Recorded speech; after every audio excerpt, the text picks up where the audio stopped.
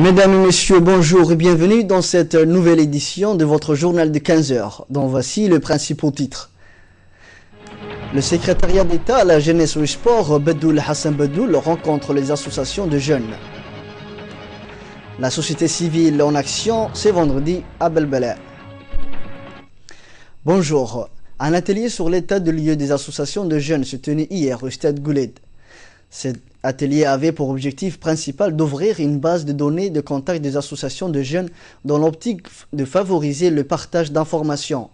Conformément à un plan d'action quinquennal, le secrétariat d'État à la jeunesse et au sport a prévu de réaliser un état de lieu des associations de jeunes afin de fournir une ressource complète à tous ceux qui souhaitent s'engager en faveur de la jeunesse. Était présent lors de cet atelier le secrétaire d'État à la jeunesse et au sport, Bedoul Hassan Bedoul, le conseiller technique du secrétariat à la jeunesse et au sport, la directrice de la jeunesse et de haut cadre du département de sport. De les former, de les encadrer, de les accompagner financièrement et matériellement, et aussi de renforcer leurs capacités. Le secrétariat d'État à la jeunesse et au sport, grâce à cet allié, pourra aujourd'hui permettre aux associations qui veulent convenablement et dans la transparence travailler afin d'atteindre nos objectifs. Nous sommes là pour promouvoir les activités des associations que nous accompagnerons en ce sens, et cela est de la volonté, qui vient de la volonté suprême du président de la République, qui veut que les jeunes Djiboutiens deviennent des parfaits exemples, que ce soit au niveau national, régional et international. Donc nous irons dans cette voie, et très prochainement, j'espère que les associations qui rentrent dans ce cadre et qui veulent améliorer leurs conditions de travail et aussi optimiser leurs activités seront les bienvenus au secrétariat d'État à la jeunesse et au sport. Dans l'actualité également, le Centre régional de formation maritime de Djibouti a clôturé hier une session de formation sur la sécurité maritime et la vulgarisation des aspects réglementaires et juridiques dans la conduite des opérations en mer. Ces règlements sont contenus dans le Code maritime de Djibouti qui avait été adopté en janvier 2009 pour lutter notamment contre la piraterie maritime et savoir notamment comment juger et condamner les acteurs d'actes de piraterie. Cette session qui s'est déroulée de 9 au 13 novembre au Palais du Peuple a vu la participation de plusieurs représentants de pays de la sous-région ainsi que des officiers des états-majors de différents corps d'armes et institutions telles que la Marine nationale, le garde-côte djiboutien, des officiers de la police nationale, de la gendarmerie ainsi que des responsables des services de douane.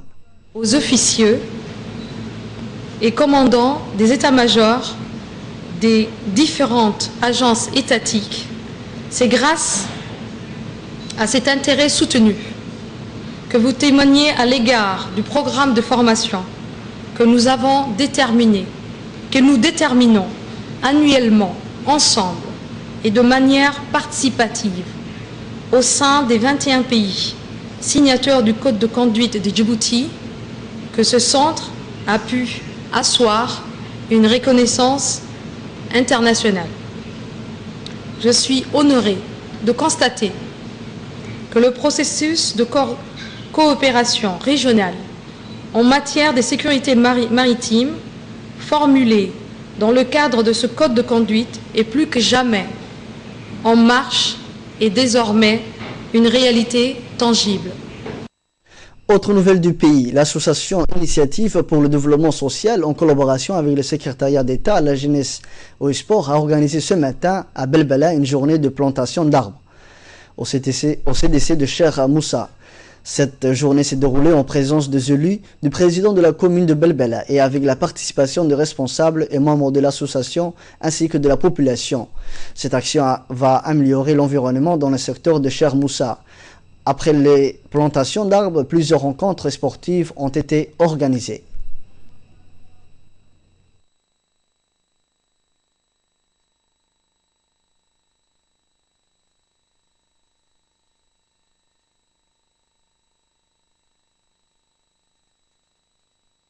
On est réunis pour la cérémonie de plantation des arbres dans le CDC de Cheikh Moussa.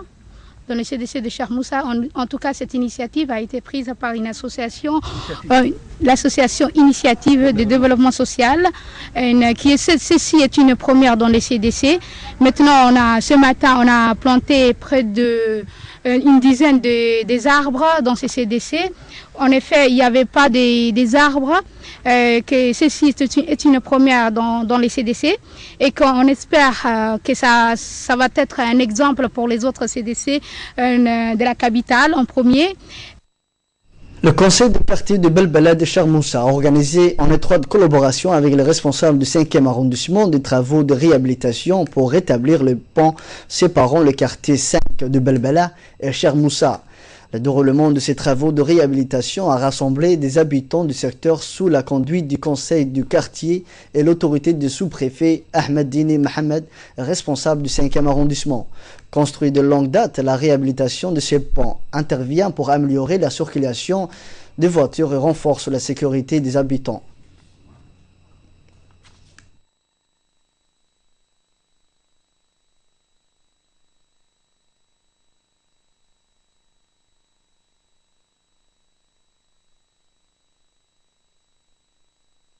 Le conseil de quartier 5, à l'appui, en collaboration avec le sous-préfet de l'arrondissement 5, M. Dini Ahmed Mohamed, plus la présidente de l'annexe de Cheikh Moussa, a organisé une journée de réhabilitation du pont de quartier 5 qui sépare entre le quartier 5 du Balbala et Cheikh Moussa. Après 12 années d'existence de ce pont, en plus il a eu trop de problèmes de circulation de personnel, plus le véhicule entre deux sens différents.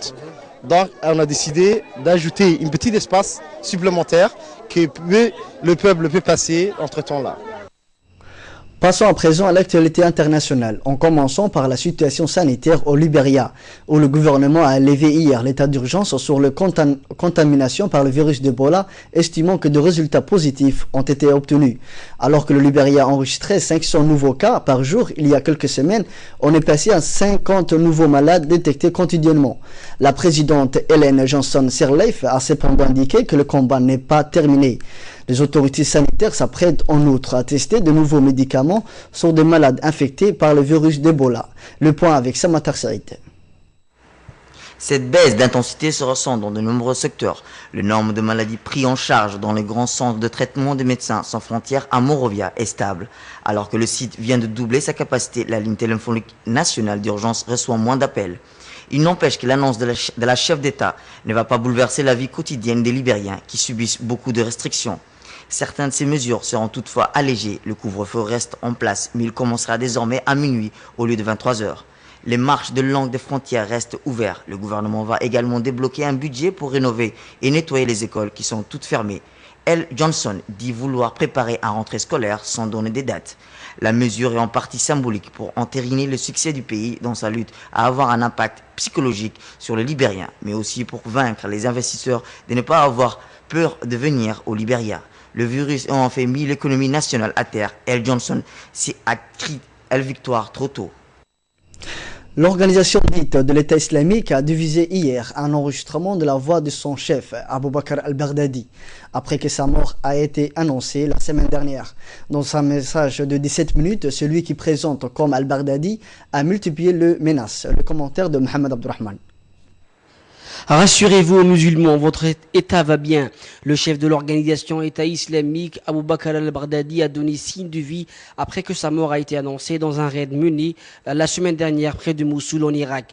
L'enregistrement audio de 17 minutes qui lui était attribué en cours d'identification, mais la voix fait référence à des événements postérieurs aux frappes, comme la décision annoncée lundi par le groupe djihadiste égyptien Ansar Bet al-Mardis de faire allégeance à l'État islamique.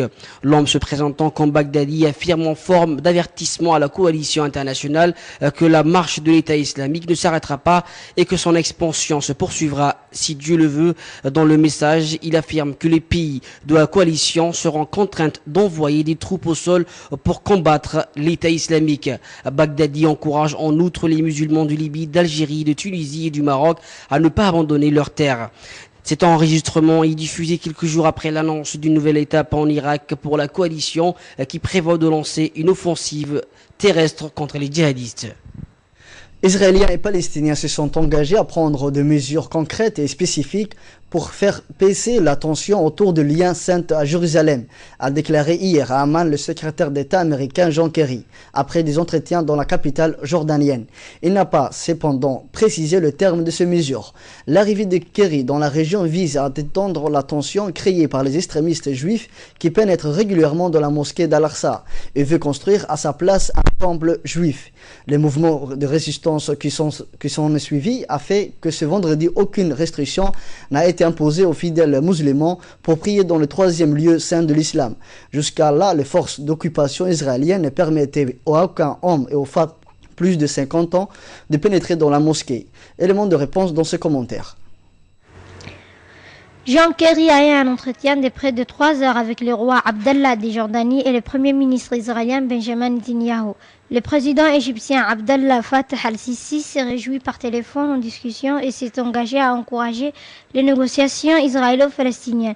Le secrétaire d'État américain avait auparavant rencontré le président de l'autorité palestinienne Mahmoud Abbas.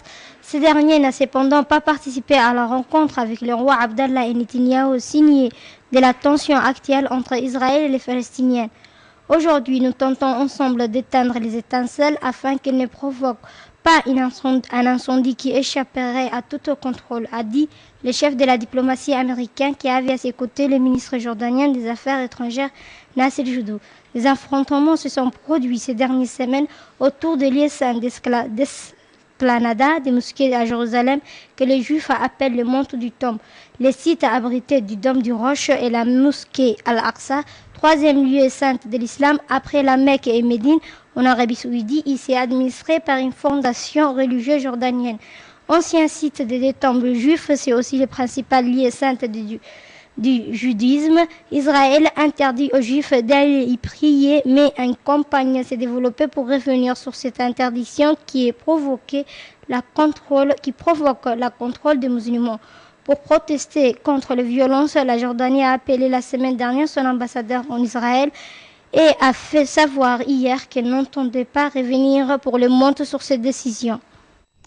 Fin de cette édition, passez un très bon week-end avec le reste de nos programmes télévisés.